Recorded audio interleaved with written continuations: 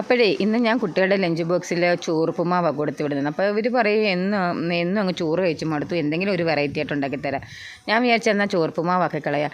ഇതാകുമ്പം വലിയ പണിയില്ല, ഒത്തിരി കൂട്ടാനും ഒന്നും വെക്കേണ്ടല്ലോ, ഒത്തിരി കൂട്ടാനൊന്നും വേണ്ട. എന്നാലും ഇതാകുമ്പം ചോറ് വേവിച്ച് വെച്ചാൽ പെട്ടെന്ന് 5-6 പപ്പടം ഉണ്ടെങ്കിൽ പെട്ടെന്ന്, പിന്നെ ഒരു മുട്ടയും സൈഡായിട്ട് ഒരു മുട്ട പൊരിച്ചതും ഒരു അച്ചാറും മതി. ഇവിടെ കടുമാങ്ങ അച്ചാറേ ഉള്ളായിരുന്നു. ഏറ്റവും നല്ലത് നമ്മൾ കടയിൽ നിന്നൊക്കെ മേടിക്കുന്ന നാരങ്ങ അച്ചാറില്ലേ, അതാ എനിക്ക് അത്ര ടേസ്റ്റായിട്ട് വന്നിട്ടുള്ളത്. ഞങ്ങളിവിടെ കറിയൊക്കെ കുറവുള്ളപ്പോൾ ഞങ്ങളിവിടെ ഇങ്ങനെയൊക്കെ ഉണ്ടാക്കി കഴിക്കാറുണ്ട്. അപ്പോൾ അതിൻ്റെ റെസിപ്പിയും കൂടെ ഞാൻ ഇതിനകത്ത് ആഡ് ചെയ്യുന്നുണ്ട്. അപ്പോൾ ഇത് ഉണ്ടാക്കാനായിട്ട് ഇച്ചിരി വെളിച്ചെണ്ണ ഒഴിച്ചിട്ട് ഞാൻ അരമുറി സവാള എടുത്തിരിക്കുന്നത്.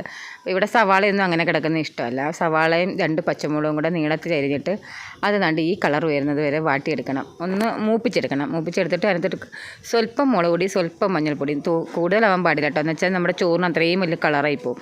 അപ്പം കുറച്ച് മതി. നമുക്കിതിനകത്ത് വലിയ എരിയൊന്നും വരുന്നില്ല.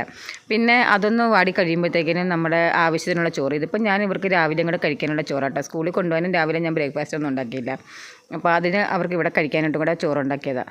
അപ്പോൾ അതിനകത്തേക്ക് നമ്മൾ ഏറ്റവും കൂടുതലായിട്ട് വേണ്ടുന്നത് പപ്പടം കേട്ടോ. ഞാനിതിനകത്തൊരു 5-6 പപ്പടം പൊട്ടിച്ചിട്ടുണ്ട്. നമ്മുടെ ഇഷ്ടത്തിന് പപ്പടം, നമ്മുടെ ടേസ്റ്റിനനുസരിച്ച് നമുക്ക് പപ്പടം ചേർക്കാം. പിന്നെ ഇതിലേക്ക് ആവശ്യത്തിനുള്ള ഉപ്പും ചേർത്ത് ചോറ് നന്നായിട്ട് ചൂടാക്കി എടുക്കണം കേട്ടോ. അപ്പോൾ കുട്ടികൾക്കൊക്കെ ഇത് നന്നായിട്ട് ഇഷ്ടപ്പെടും. ഇതിന് ഒരു സൈഡ് ഡിഷും വേണ്ട.